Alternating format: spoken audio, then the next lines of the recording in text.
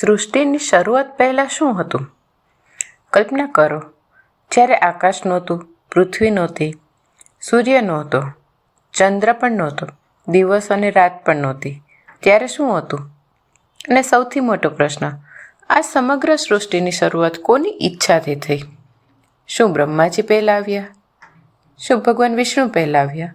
કે પછી આ બધાથી પણ પહેલાં કોઈ અનંત તત્વ હાજર હતું? ચાલો આજે શિવપુરાણની અદ્ભુત યાત્રામાં જાણીએ. જ્યારે કશું જ નહોતું. શિવપુરાણની કથામાં સૃષ્ટિના આરંભનું વર્ણન ખૂબ જ રહસ્યમય રીતે કરવામાં આવ્યું છે. એક એવો સમય જ્યારે આ સમગ્ર જગત પોતાની વર્તમાન સ્થિતિમાં નહોતું. ન પૃથ્વી, ન જળ, ન અગ્નિ, ન વાયુ, ન આકાશ. ચારે તરફ જાણે માત્ર અનંત શાંતિ હતી. પણ આ શાંતિની પાછળ એક એવું પરમ તત્વ હતું જેનો કોઈ આરંભ નહોતો અને કોઈ અંત પણ નહોતો. અને પછી એક અદ્ભુત દિવ્ય પ્રકાશ પ્રકટ થયો. એ પ્રકાશ સામાન્ય પ્રકાશ નહોતો. તેની કોઈ સીમા દેખાતી નહોતી. ન તેનો ઉપરનો અંત મળતો હતો, ન નીચેનો અંત.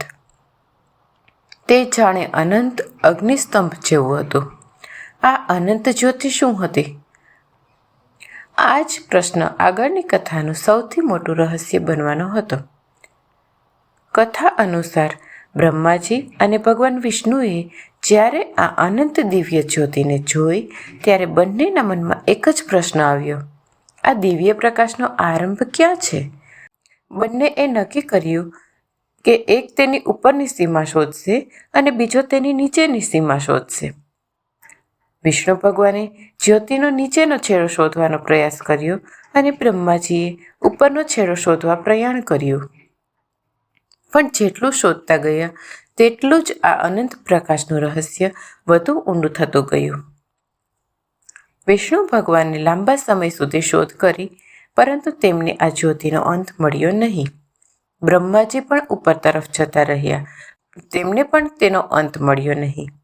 અહીં એક ખૂબ જ સુંદર સંદેશ છુપાયેલો છે.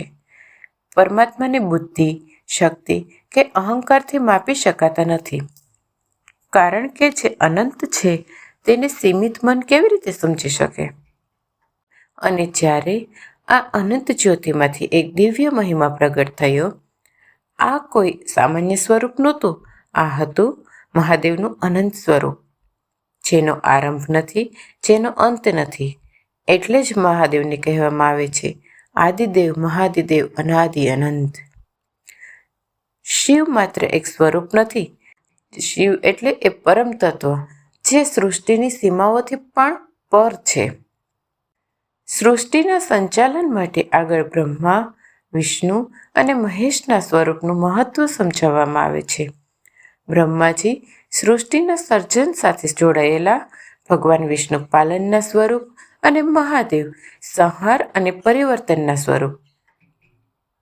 પરંતુ મિત્રો, અહીં એક વાત સમજવી ખૂબ જ જરૂરી છે. સંહારનો અર્થ માત્ર વિનાશ નથી. જૂનું સમાપ્ત થાય ત્યારે જ નવા સર્જન માટે જગ્યા બને. જેમ રાત પછી સવાર આવે, એમ અંત પછી નવી શરૂઆત થાય. મહાદેવની આ કથા આપણને એક ખૂબ જ ઊંડો સંદેશ આપે છે. આપણા જીવનમાં પણ ઘણી વખત એવું બને છે, આપણે કોઈ વસ્તુને પકડીને બેસી જઈએ છીએ. જૂની વાતો, જૂનો અહંકાર, જૂનું દુઃખ. પણ મહાદેવ આપણને શીખવે છે, જે જરૂરી નથી તેને છોડો.